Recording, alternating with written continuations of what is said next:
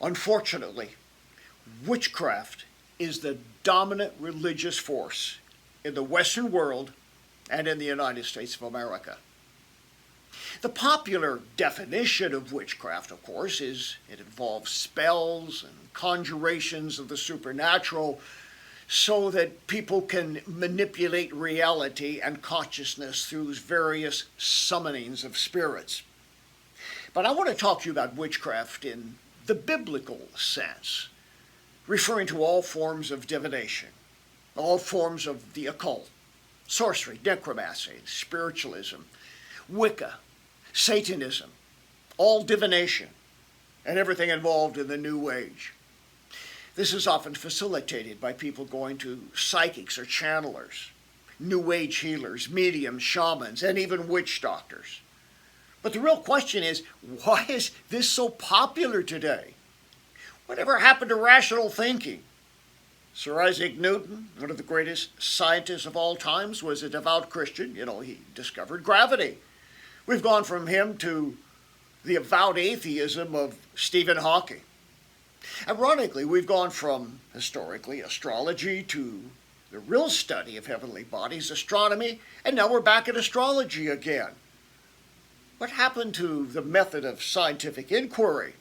Today it's all about ghost hunting the paranormal or Christian adoption of yoga.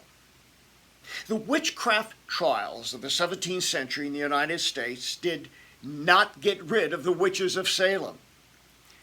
This sort of thing is more popular and powerful than ever. In fact, according to the polls, 20% of Americans believe in witches, and about 2 million people say they are practicing witchcraft. All this is a recurrence of what happened more than 700 years before Christ back at the oracles of Delphi in Greece. I have been there near Mount Olympus and seen the ruins of that site, where the psychics, the mediums, the oracles would call forth the spirit of the snake python and give forth great wisdom. People came from all over the world to get that wisdom, supposedly. Well, this spirit is very active today.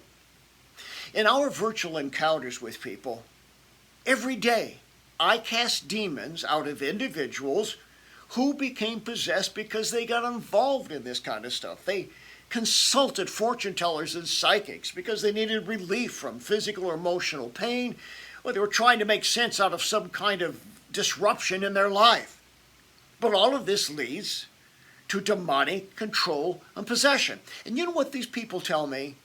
They say, in my whole life of going to church, and many of them have gone to church for many years, I never heard a pastor preach on the subject of witchcraft and the occult. That's a disgrace. And with our International School of Exorcism, we're doing all we can to correct that, to give people the proper historic and biblical knowledge of the dealings of the devil in the areas of the occult and witchcraft.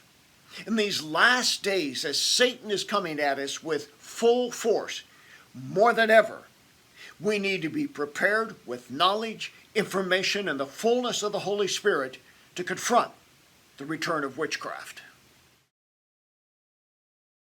Your financial support and prayers make it possible for us to bring hope for the hurting and freedom to those in spiritual bondage. For the latest information regarding ministry outreaches, go to boblarson.org or call 303-980-1511.